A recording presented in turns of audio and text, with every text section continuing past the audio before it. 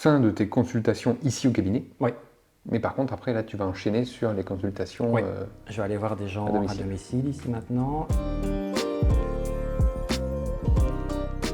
Est-ce que toi, tu trouves que le rapport au médecin a changé, surtout dans les villages, dans les choses comme ça? Parce qu'il y avait quand même une époque où le médecin, c'était le même place que le maire ou l'instituteur, tu vois ce que je veux dire? Et c'est quelque chose que j'essaye moi personnellement de combattre un petit peu, parce que j'essaye de me placer en n'étant pas le grand gars qui dit des choses et qu'il faut faire et se taire. J'essaie justement d'expliquer aux gens comment ça se passe.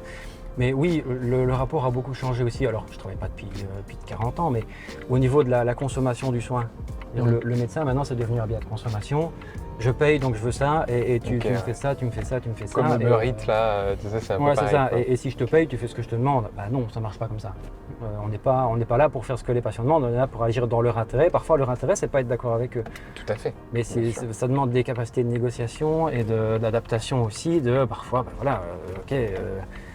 comme avec la dame tout à l'heure, elle voulait un antibio, alors on attend un peu, on voit la semaine prochaine. Si parfois, voilà, ça arrive aussi qu'on en prescrive alors qu'il ne faut pas, on le sait très bien. Mais il ne faut pas confondre médecin et pharmacie.